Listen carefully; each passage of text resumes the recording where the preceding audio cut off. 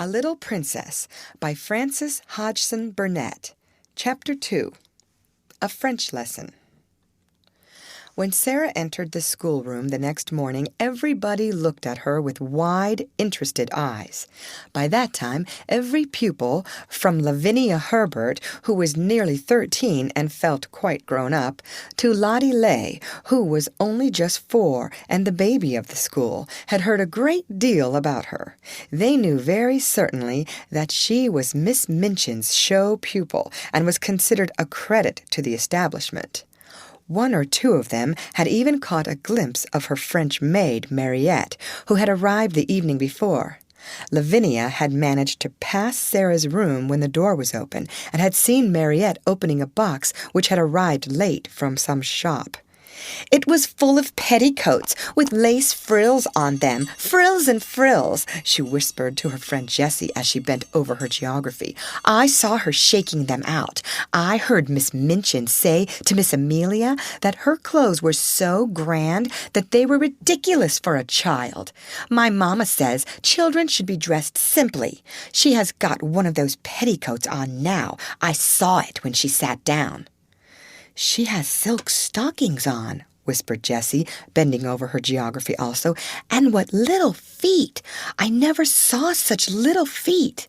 "Oh," sniffed Lavinia spitefully, "that is the way her slippers are made. My mamma says that even big feet can be made to look small if you have a clever shoemaker. I don't think she is pretty at all. Her eyes are such a queer color." "She isn't pretty as other pretty people are," said Jessie, stealing a glance across the room, "but she makes you want to look at her again. She has tremendously long eyelashes, but her eyes are almost green." Sara was sitting quietly in her seat, waiting to be told what to do. She had been placed near Miss Minchin's desk. She was not abashed at all by the many pairs of eyes watching her. She was interested and looked back quietly at the children who looked at her. She wondered what they were thinking of, and if they liked Miss Minchin, and if they cared for their lessons, and if any of them had a papa at all like her own. She had had a long talk with Emily about her papa that morning. "He is on the sea now, Emily," she had said. "We must be very great friends to each other and tell each other things. Emily, look at me. You have the nicest eyes I ever saw, but I wish you could speak." She was a child full of imaginings and whimsical thoughts, and one of her fancies was that there would be a great deal of comfort in even pretending that Emily was alive and really heard and understood. After Mariette had dressed her in her dark blue schoolroom frock and tied her hair with the dark blue ribbon, she went to Emily, who sat in a chair of her own, and gave her a book. "You can read that while I am downstairs," she said, and seeing Mariette looking at her curiously, she spoke to her with a serious little face.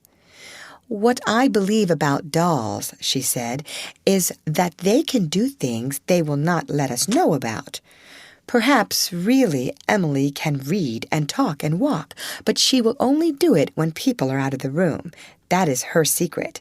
You see, if people knew that dolls could do things, they would make them work. So perhaps they have promised each other to keep it a secret. If you stay in the room, Emily will just sit there and stare. But if you go out, she will begin to read, perhaps, or go and look out of the window. Then, if she heard either of us coming, she would just run back and jump into her chair and pretend she had been there all the time." "Comme elle est drôle," Mariette said to herself when she went downstairs. She told the head housemaid about it. But she had already begun to like this odd little girl who had such an intelligent small face and such perfect manners. She had taken care of children before who were not so polite. Sara was a very fine little person and had a gentle, appreciative way of saying, "If you please, Mariette." "Thank you, Mariette," which was very charming. Mariette told the head housemaid that she thanked her as if she was thanking a lady. "Elle a l'air d'une princesse cette petite," she said. Indeed, she was very much pleased with her new little mistress and liked her place greatly. After Sara had sat in her seat in the schoolroom for a few minutes, being looked at by the pupils, Miss Minchin rapped in a dignified manner upon her desk. "Young ladies," she said, "I wish to introduce you to your new companion." All the little girls rose in their places, and Sara rose also. "I shall expect you all to be very agreeable to Miss Crewe. She has just come to us from a great distance, in fact, from India. As soon as lessons are over, you must make each other's acquaintance." The pupils bowed ceremoniously, and Sara made a little curtsy, and then they sat down and looked at each other again. "Sara," said Miss Minchin in her schoolroom manner, "come here to me." She had taken a book from the desk and was turning over its leaves. Sara went to her politely. "As your papa has engaged a French maid for you," she began, "I conclude that he wishes you to make a special study of the French language." Sara felt a little awkward. "I think he engaged her," she said, "because he thought I would like her, Miss Minchin." "I am afraid," said Miss Minchin, with a slightly sour smile, "that you have been a very spoiled little girl, and always imagined that things are done because you like them. My impression is that your papa wished you to learn French." If Sara had been older or less punctilious about being quite polite to people, she could have explained herself in a very few words. But, as it was, she felt a flush rising on her cheeks. Miss Minchin was a very severe and imposing person, and she seemed so absolutely sure that Sara knew nothing whatever of French that she felt as if it would be almost rude to correct her. The truth was that Sara could not remember the time when she had not seemed to know French. Her father had often spoken it to her when she had been a baby. Her mother had been a Frenchwoman, and Captain Crewe had loved her language. So it happened that Sara had always heard and been familiar with it. I have never really learned French, but, she began, trying shyly to make herself clear. One of Miss Minchin's chief secret annoyances was that she did not speak French herself, and was desirous of concealing the irritating fact. She therefore had no intention of discussing the matter and laying herself open to innocent questioning by a new little pupil. "That is enough," she said with polite tartness. "If you have not learned, you must begin at once. The French master, Monsieur Defarge, will be here in a few minutes. Take this book and look at it until he arrives." Sara's cheeks felt warm. She went back to her seat and opened the book. She looked at the first page with a grave face. She knew it would be rude to smile, and she was very determined not to be rude. But it was very odd to find herself expected to study a page which told her that la père meant the father and la mère meant the mother. Miss Minchin glanced toward her scrutinizingly. "You look rather cross, Sara," she said. "I am sorry you do not like the idea of learning French." "I am very fond of it," answered Sara, thinking she would try again. "But—" "You must not say 'but' when you are told to do things," said Miss Minchin. "Look at your book again." And Sara did so, and did not smile, even when she found that la fille meant the son, and la frère meant the brother. "When Monsieur Defarge comes," she thought, "I can make him understand." Monsieur Defarge arrived very shortly afterward. He was a very nice, intelligent, middle-aged Frenchman, and he looked interested when his eyes fell upon Sara, trying politely to seem absorbed in her little book of phrases. "Is this a new pupil for me, madame?" he said to Miss Minchin. "I hope that is my good fortune." "Her papa, Captain Crewe, is very anxious that she should begin the language, but I am afraid she has a childish prejudice against it. She does not seem to wish to learn," said Miss Minchin.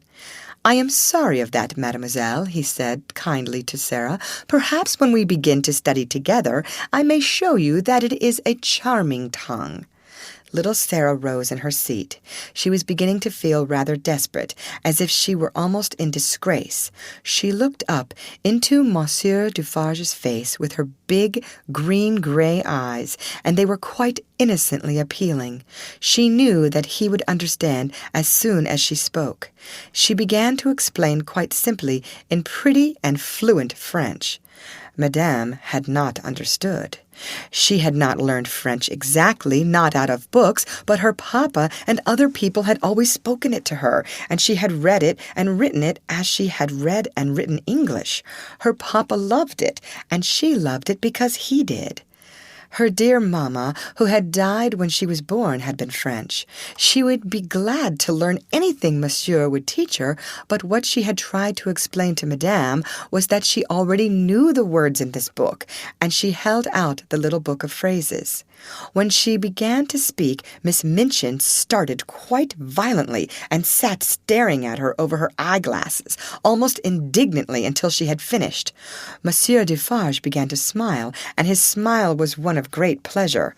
To hear this pretty, childish voice speaking his own language so simply and charmingly made him feel almost as if he were in his native land, which, in dark, foggy days in London, sometimes seemed worlds away. When she had finished, he took the phrase book from her, with a look almost affectionate, but he spoke to Miss Minchin. "Ah, Madame," he said, "there is not much I can teach her. She has not learned French. She is French. Her accent is exquisite." "You ought to have told me," exclaimed Miss Minchin, much mortified, turning to Sara. I tried," said Sara. I suppose I did not begin right." Miss Minchin knew she had tried, and that it had not been her fault that she was not allowed to explain, and when she saw that the pupils had been listening, and that Lavinia and Jessie were giggling behind their French grammars, she felt infuriated. "Silence, young ladies!" she said severely, rapping upon the desk. "Silence at once!" And she began from that minute to feel rather a grudge against her show pupil. End of chapter.